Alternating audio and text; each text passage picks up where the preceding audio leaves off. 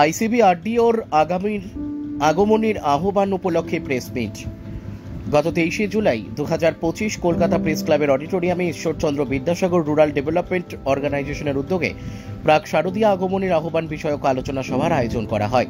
নদিয়া জেলার একটি এনজিও আইসিবিআরডিও বহুমুখী সমাজসেবামূলক কাজে দায়বদ্ধ।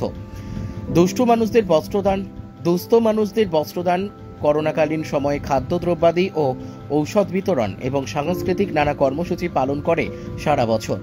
এবছর সাড়ম্বরে শারদ উৎসব 1432 উদযাপিত হবে কলকাতার সল্টলেক ঐকতান ইজে ডক্টর সিসি ক্যাম্পাসে।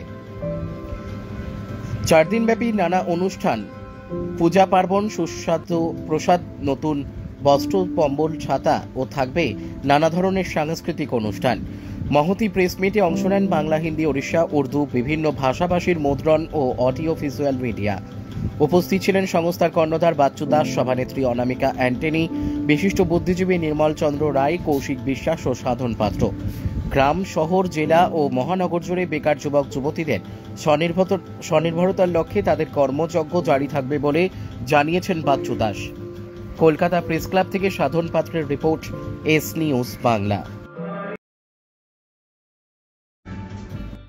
রকম সেবামূলক কাজ করে এসেছি। এবার আমরা দক্ষিণবঙ্গের দিকেও আমরা কনসেন্ট্রেট করছি। দক্ষিণবঙ্গে যেহেতু আমরাও নদিয়াতে আমাদের এই ছোট্ট এনজিওটি অবস্থিত, দক্ষিণবঙ্গে আমরা খুব শীঘ্রই এই অক্টোবরতে আমাদের সার্ভে রিপোর্ট এসে গেলে আমরা সেই দেখে ওয়েট করে আছি। সার্ভে রিপোর্ট এলে সেটা আমাদের স্টাডি করতে আমরা সেটা শুরু করব।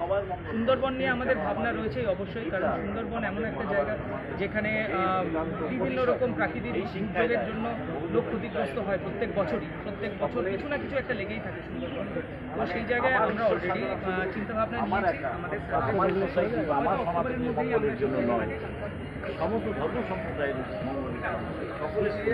এই ব্যানারটা অরিজিনাল ব্যানারটা অভিযোগ তো সবার মুখে, ব্যানারটা একদম আমার এনজিওর নামটাই তো নেই। আমাদের কেমন প্যারামেডিক্যাল কোর্স, প্যারামেডিক্যাল কোর্সের মধ্যে দেখবেন এখন প্যারামেডিক্যাল কোর্সে করলে মানুষ আস্তে আস্তে স্বনির্ভর হওয়ার জায়গাটা কিন্তু খুব দ্রুত হারে হতে পারে।